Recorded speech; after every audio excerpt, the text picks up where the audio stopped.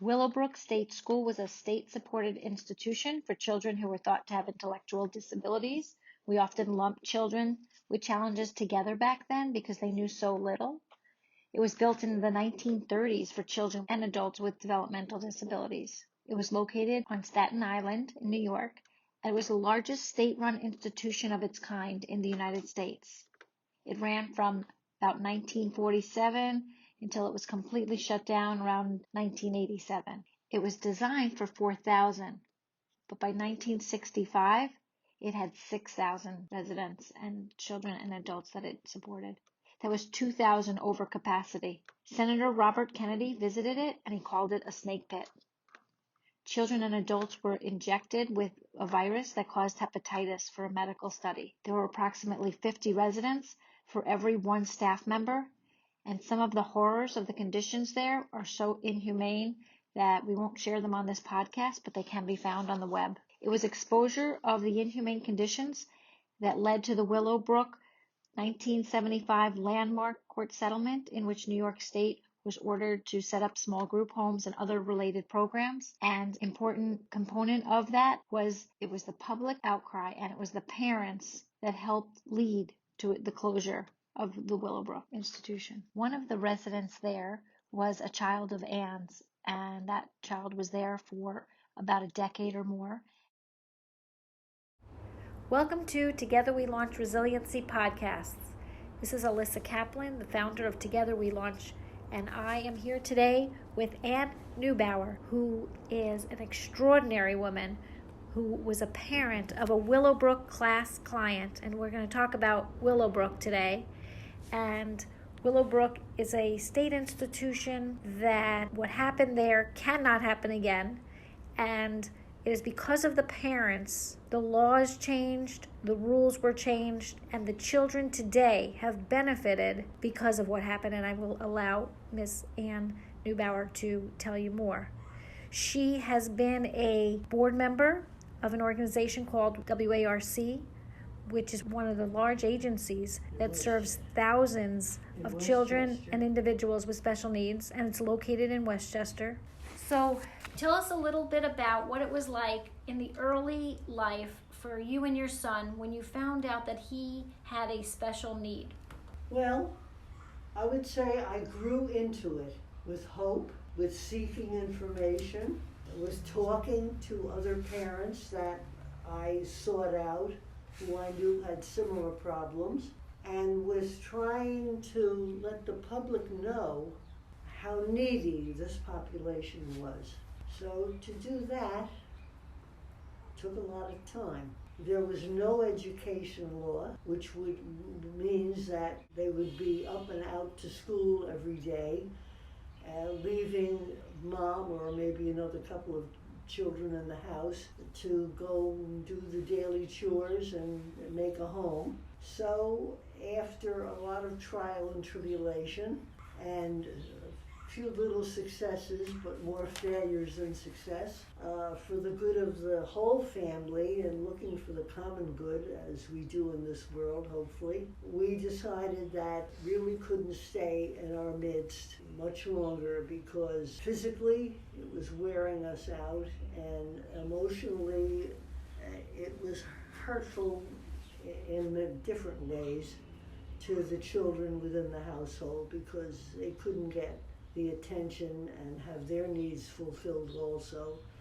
with. Today is very different from back when Willowbrook was existing and open, and people were sending their kids there. And the parents today, they're wondering sometimes how can they make it through some challenging times, or what to do next after their child may have gotten a diagnosis or is having some trouble struggling in certain areas. What is helpful is being informed, and to be informed as to the benefits that exist, the programs that exist, the financial benefits, some of them, family support groups that exist, the agencies, not only WARC, but UCP and different other parent groups. The parent groups are the most heartfelt, effective groups that there are around. Every agency is not parent-oriented. I do know that ARC was started by 3 or 4 parents 65, 70 years ago. I think knowing those other parents, their problems, that you're not alone, that there are other people around who have similar problems, sometimes worse problems and sometimes lesser. But the whole gamut of what existed out there comes through the information of those parents, the agency, and you're seeking it out always. Trying not to be discouraged when you're let down. Trying to always look for another doorway, another person that's willing to give better advice.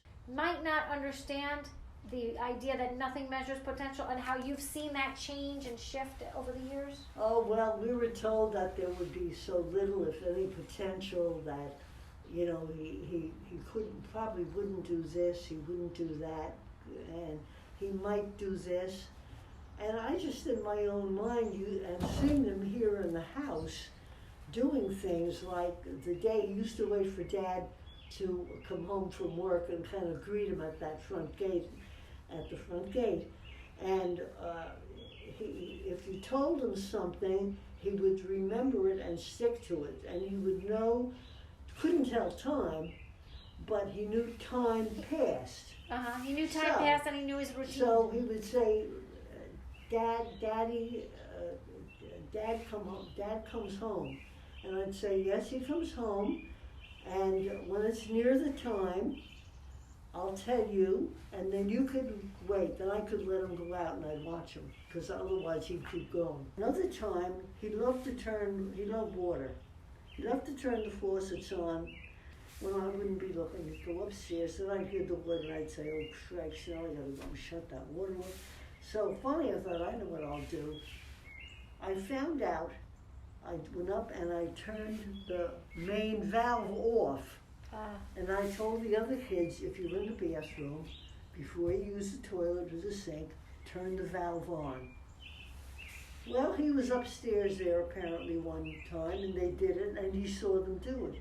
Don't you know he did it?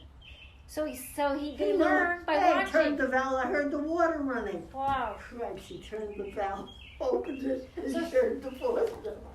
So I thought, boy, that's good. He learned by watching. Watching, and that's how he learned. And that's something that we spoke about how children learn by watching. And I'd love for you to tell us more about that. By modeling, yeah. Including the compassion for another child, or cruelty. That's right. They absorb it. They absorb it without saying the words. They absorb it. How did you handle it when other kids looked or adults looked at him? All right, well, if I was in the supermarket and I had my son with me, and sometimes an adult would see it and cast a look and turn away and go the other way, or pass me by quickly. And if someone came along and had a child with them, and the child would make a remark in their innocence, a young child would say something, and the parent would either maybe pull him away and go the other way, or the child stood long enough to give me an easy chance to say, well, and that's called a birthmark, I would say.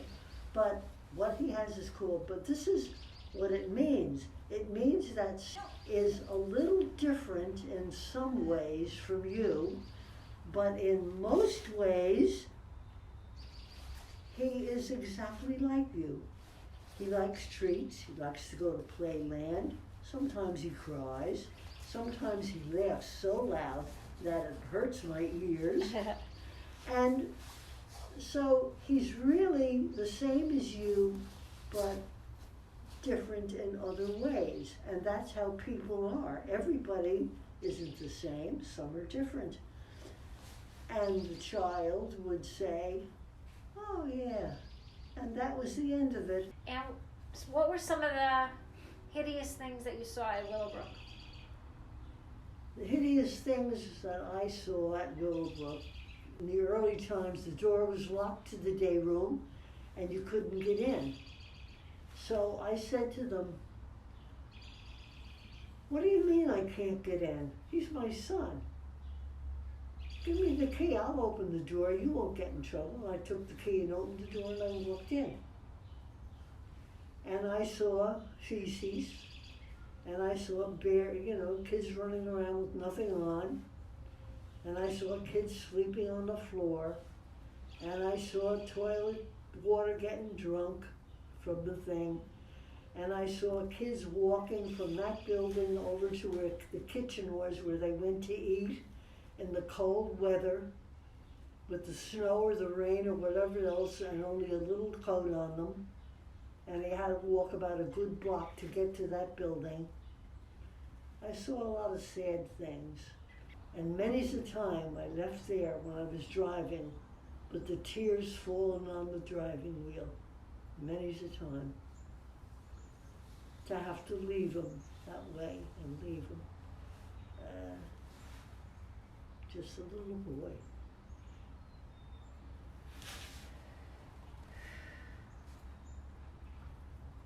And so maybe it's the tears that light the fire, as odd as it sounds. I think it is. So the heartbreak in you is what inspired you to become the Yes. advocate you became. I had to make a change. I had to change it. I had to make it better, even if it was only a little better. And at that time, there was no vision of what better would look like. You had mentioned that you think that some of the lessons that the kids with special needs are able to teach adults and the world has to do with compassion. It definitely has to do, yes, with compassion. Absolutely. To have the heart, to let that heart sink for the needs of that child who hasn't got it all together. Even if you could only make it easier for him as a child to hold a crayon. If he only had skinny crayons, why not give him a big fat crayon that he could actually grip and Right. color? Little things that make life more pleasant, and most of all, companionship. Other people that look at him as a fellow human being. Talk to him. Some of the things that you mentioned before had to do with, when your son was home, there wasn't a place to send him to go to learn. No services. And so the parents that we're speaking to, a lot of them, they have kids in preschools, in some great preschools that are giving them a lot of services. Yeah, And that's right. they're still, nervous, Yeah. every time you drop your All child the off. service, and most of all for those kids up to age 21, there's a school program, the summer all year round. So you would encourage parents to explore like services and schools and Yeah. options. Always to seek and find what's out there. First of all, online, in a book, in a pamphlet. From other And parents. then if possible, go. Make an appointment, go. See what's going on. Ask if you can be, and they do that today. in How many important do you places. think it is for parents to be able to see and hear and understand what goes on within a program?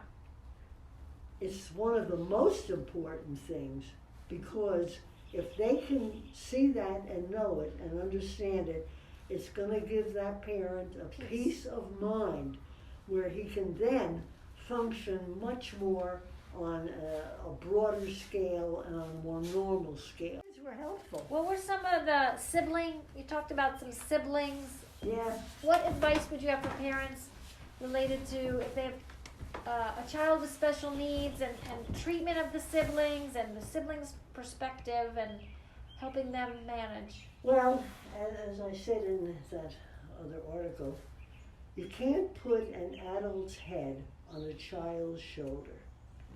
You can't deny them their childhood and childhood thinking and their natural impulses.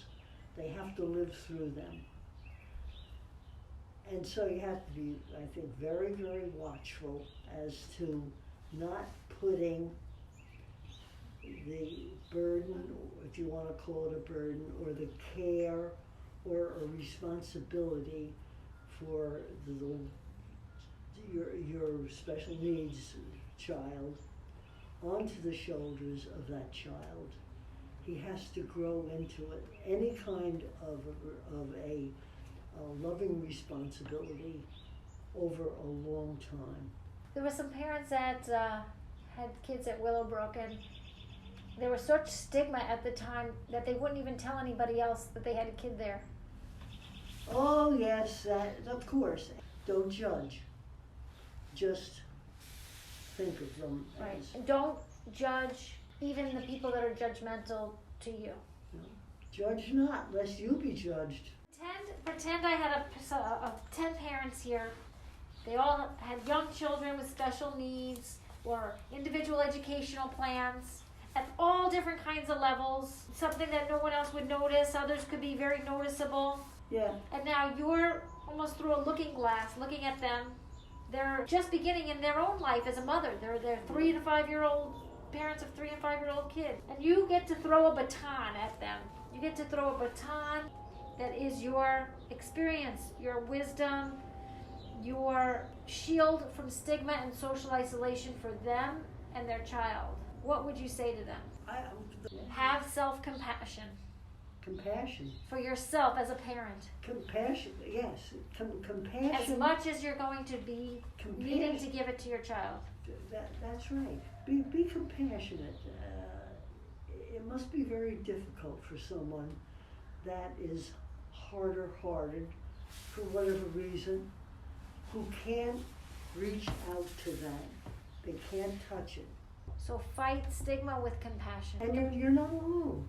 And Seek out. You'll find that your problems are replicated all over the world. All over. Not just in your yard. and it's not your fault, and it's not. There was some things with stigma, as you mentioned. People think it's a curse. Yeah. People have said it's because somebody did something, Yeah. and sometimes people can beat themselves up Right. for challenges in their life. Yeah. But you would say Compassion is even if they have done something very wrong, have compassion for them. You don't know what their beginnings or their growth or anything was. Maybe they never had the opportunities or the teaching when they were children. So how do you know? right. Don't judge. So sometimes when things are challenging, you had a little mantra that you would tell yourself each day. What was that? Well, it's really only one day at a time. If we've concluded the one day and it was good, that's Great. a little bit of a boost for the next day.